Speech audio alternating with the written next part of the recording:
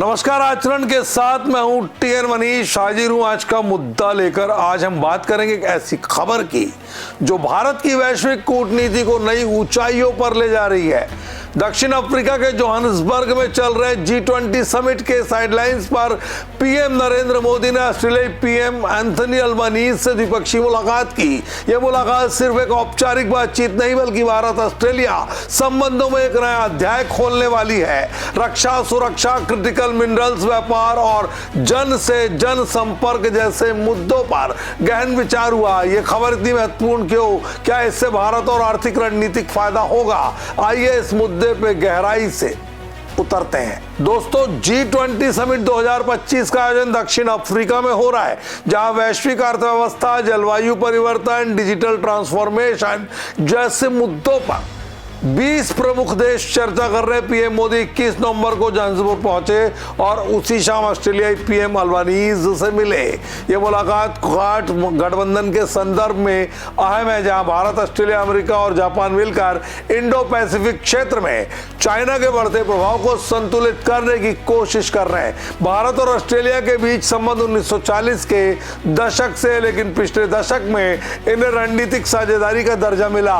2023 के बाद से व्यापार दोगुना हो चुका है और अब $23 बिलियन से ऊपर है, लेकिन चुनौतियां हैं जैसे सप्लाई चेन में निर्भरता, क्षेत्रीय तनाव। इस मुलाकात ने इन मुद्दों को संबोधित किया। आइए देखें क्या क्या चर्चा हुई। सबसे पहले रक्षा और सुरक्षा पर फोकस। दोनों देशों ने क्वाड के तहत संयुक्त सैन्य अभ्यासों को मजबूत करने, साइबर सिक्योरिटी में सहयोग बढ़ाने पर सहमति जताई। ऑस्ट्रेलिया के साथ भारत की रक्षा साझेदारी AUKUS गठबंधन के बाद मजबूत हुई, जो इंडो पैसिफिक की स्थिरता के लिए महत्वपूर्ण है। दूसरा, क्रिटिकल मिनरल्स, लिथियम, कोबाल्ट जैसे दुर्लभ खनिजों में ऑस्ट्रेलिया दुनिया का बड़ा उत्पादक है, जबकि भारत इलेक्ट्रिक व्हीकल्स और रिन्यूएबल एनर्जी में इसकी जरूरत को महसूस कर रहा है।